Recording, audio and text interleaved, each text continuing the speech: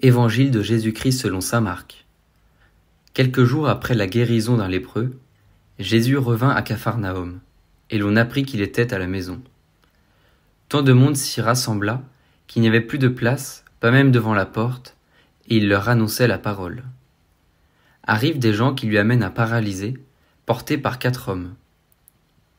Comme ils ne peuvent l'approcher à cause de la foule, ils découvrent le toit au-dessus de lui, ils font une ouverture et descendent le brancard sur lequel était couché le paralysé.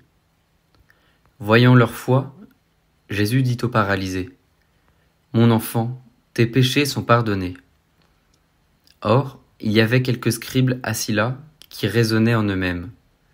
Pourquoi celui-là parle-t-il ainsi ? Il blasphème.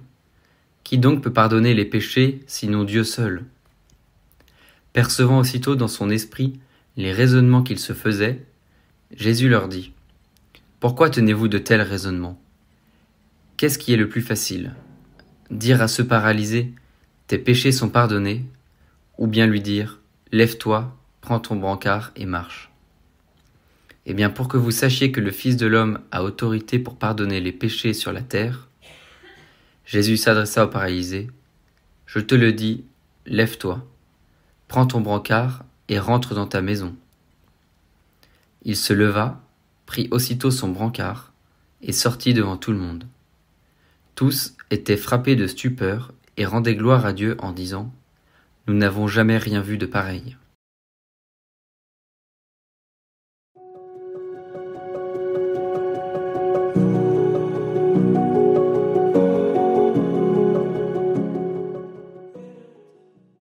Le plus souvent, dans les miracles de Jésus, c'est la foi du malade qui conduit à la guérison. Ici, cependant, ce n'est pas la foi du paralysé, mais celle des porteurs qui suscite le miracle. Voyant leur foi, Jésus dit au paralysé. Le paralytique n'a rien demandé, et il n'est pas dit qu'il croit en Jésus. Il sera pourtant pardonné et guéri. Les porteurs expriment une grande foi qui se manifeste par une procédure assez compliquée pour faire parvenir le paralytique devant Jésus. Mais ils n'obtiennent rien pour eux-mêmes, si ce n'est la joie de voir leur ami relevé. Ce constat est très important pour nous faire percevoir la communion qui se vit dans la prière et dans la foi.